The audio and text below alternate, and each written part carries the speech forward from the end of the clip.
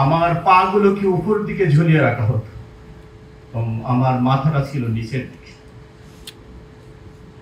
আমি এমন অনেক সময় কয়েক ঘন্টা যাওয়ার পরে এমন মনে হতো যে আমার এই মুখগুলোকে হাসড়িয়ে হাসড়িয়ে আমার রক্ত এবং পানিগুলোকে একটু কমিয়ে ফেলি, আমার শরীরটা একটু মানে স্বস্তি পায়।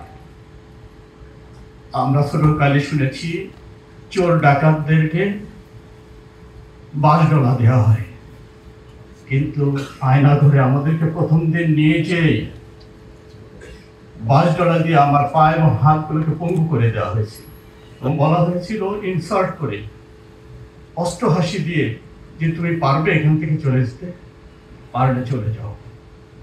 কতটা নিষ্ঠুর হতে পারে। আমার 2013 সালে একবার 28 দিন, 2018 সালে 29 দিন এবং সর্বশেষ 5 আগস্ট পর্যন্ত আমরা তাদের বন্দি মানে আয়না করেছিলাম। শুধু এটি আমার উপরে যে নির্যাতন চালানো হয়েছে বিষয়টি এরকম নয়। আজকের এই যে ফ্যাসিস্ট হাসিনার পতন এদেশের লক্ষ কোটি মানুষের চোখের পানির ফসল। তারা আমাদেরকে হত্যা করার জন্য চলন্ত গাড়িতেও ট্রাকের সামনে চোখ বেঁধে হ্যান্ডকাফ করা অবস্থায় ধাক্কা মেরে ফেলে দিয়েছিল। আল্লাহ আমাকে বাঁচিয়েছে, আজকে আপনাদের সামনে এসে কথা বলার সুযোগ করে দিয়েছে।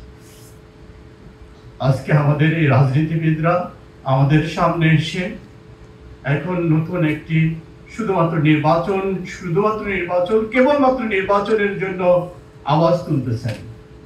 কিন্তু আমরা যদি বাংলাদেশে, এই নতুন বাংলাদেশ যে রক্তের বিনিময়ে পেয়েছি, সেই শহীদ আবু সাইদ এবং মুগ্ধ, এই যে 2000-এর মতো শহীদদেরকে যদি আমরা জানতে পারতাম তাদের রক্ত দেওয়ার কি কারণ, তারা কি সেই বাংলাদেশে ছিল শুধুমাত্র একটি নির্বাচনের জন্য এই বাংলাদেশ?